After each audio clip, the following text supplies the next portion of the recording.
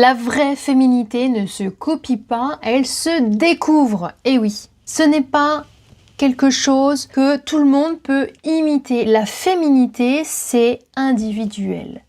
On a toute notre propre définition de la féminité. Il est important de se questionner sur notre définition, sur ce qu'on y met derrière, sur quelles caractéristiques, quels mots, quelle énergie, quel ressenti on y met derrière, quelle femme je veux être. On nous apprend à imiter, à copier, à correspondre à des standards. On nous apprend à plaire. Mais en réalité, la féminité ne se trouve pas dans un moule. La féminité, elle s'invente. La féminité, elle s'éprouve, elle se ressent. La féminité, elle se respire. Il n'y a pas une manière d'être femme. Il y en a des milliers, il y en a des millions. On peut être sauvage, douce, stable, feu, silencieuse, solaire, un mélange de tout ça.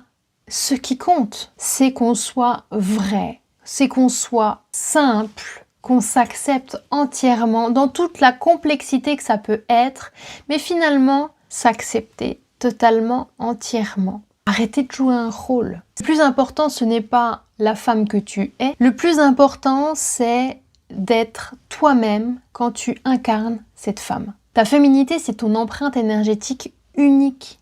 Et quand tu arrêtes de vouloir correspondre à quelque chose d'autre, tu commences à développer ton magnétisme. Et tout ça, naturellement.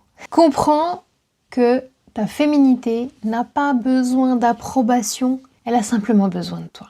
Et si tu veux en savoir plus sur la féminité, sur comment te reconnecter à toi et à tout ce qui est au plus profond de toi-même, tu as l'extrait gratuit de mon livre Se révéler à soi, dans lequel je t'explique comment se reconnecter à son être authentique, en passant par le corps, le mental, le cœur et le féminin, bien entendu. Tout ça, tu le retrouves dans le lien de ma bio ou dans la description en fonction de la plateforme où je me trouve. Et bien sûr, tu t'abonnes pour ne pas rater les prochaines vidéos. Je te dis à bientôt.